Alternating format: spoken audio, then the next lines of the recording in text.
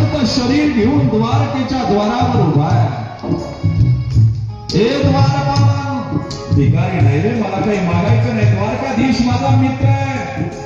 तुम्ही एकदा चालून सांगा की तुझा लहानपणीचा मित्र सुदामा. अरे हो बाजूला, असे काही भिकारी येतात. आज वार नाही भिकाऱ्यांचा. दक्षिण द्वारावर तुला अन्न मिळेल, जा बरं तिकडे. नाही रे, फक्त एका द्वारपालांना सांगा बरं माझ्या कृष्णा.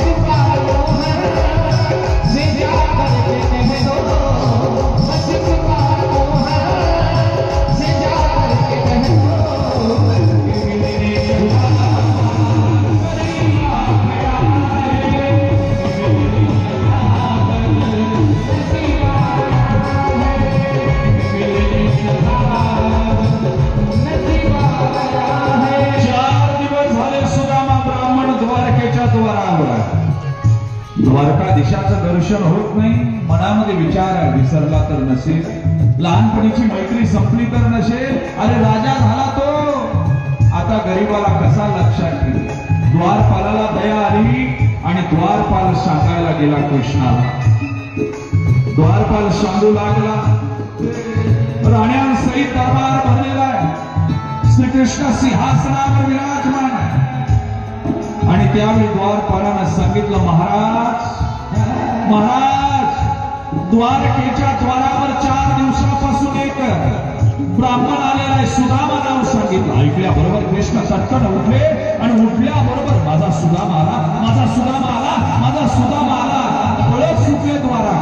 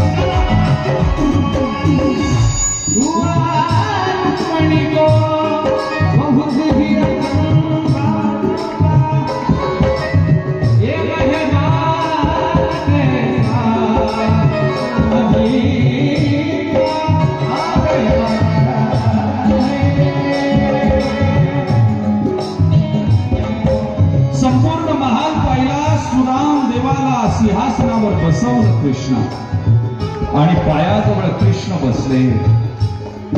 पहिला प्रश्न केला, सुदामा माझ्यासाठी वहिनीनं काय पाठवलं रे? ते सगळं पाहिलं आणि सुदाम देवानं पोह्याची पुरचुंडी माग माग लपवला. त्यावेळेस हातातले पोहे, पुरचुंडीचे पोहे कृष्णानं हातामध्ये घेतले आणि फके मारू लागले. पोहे सुदाम देवाचे, फके मारी कोरडीचे. अरे कुचके पोहे खाऊ लागला रे, थोर प्रेमाचा भुकेला आची दुष्काळ तयार.